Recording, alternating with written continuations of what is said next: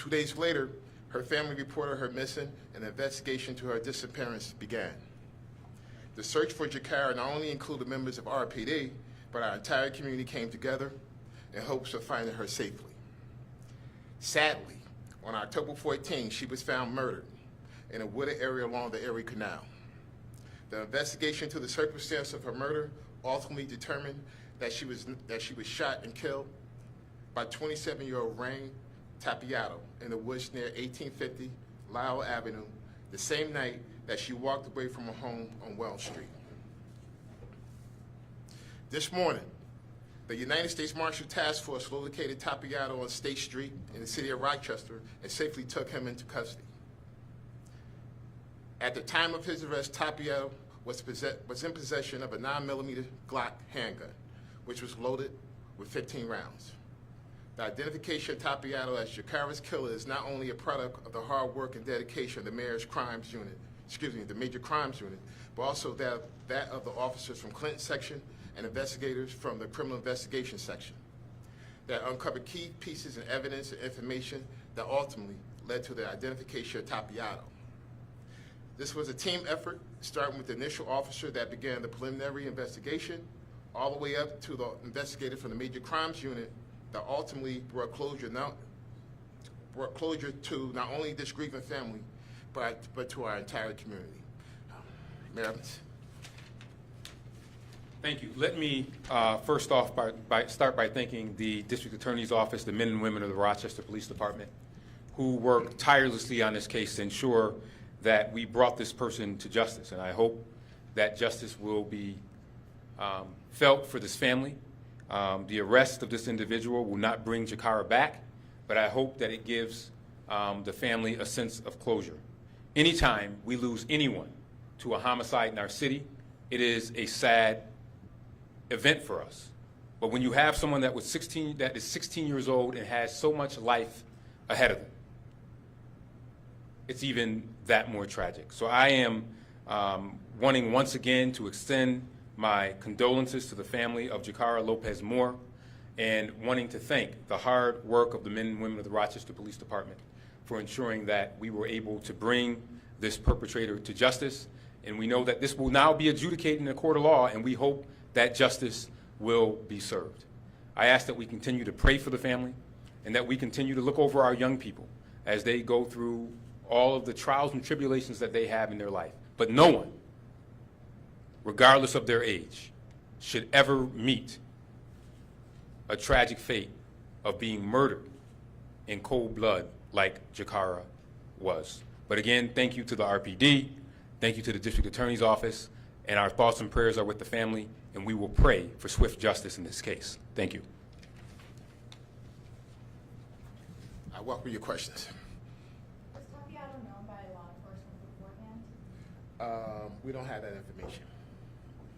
Chief, what was the relationship between the victim and the defendant? They were acquaintances. How were you able to pinpoint the exact day of her death? I'm sorry? How were you able to pinpoint the exact day of her death?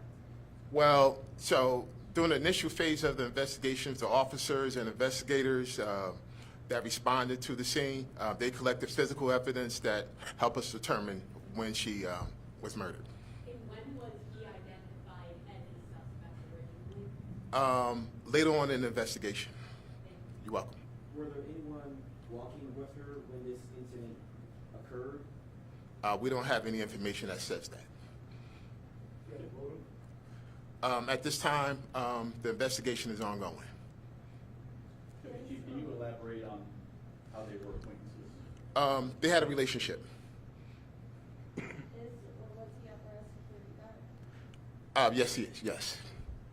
Can you go more deeper on what type of relationship they had? Out of respect for the victim's family, no. So we're kind of asking the same questions here again. So the issue we kind of run into here is there's a lot of evidence that's going to come out as the case moves forward.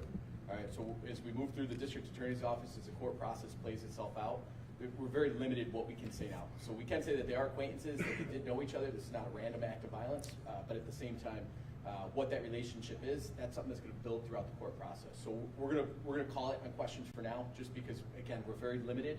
It's a very sensitive case, and as this plays out, we'll be able to offer more information. Thank you. Thank you. Guys.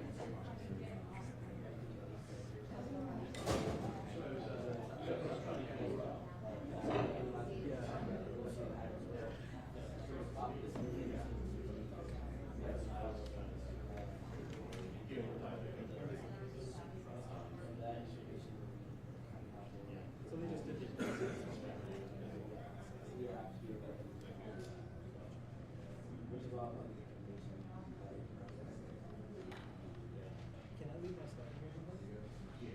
So like a few minutes? Well, I'm just thinking, because we could go out front, I could get a shot and walk in. Okay.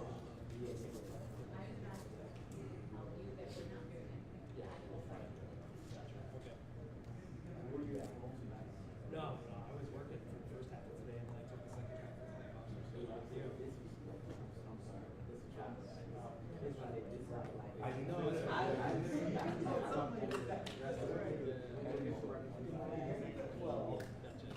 No, it's not a big deal.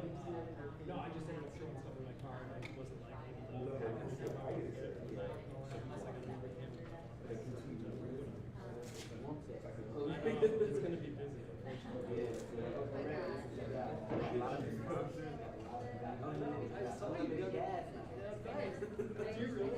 Unlimited gas. Unlimited gas.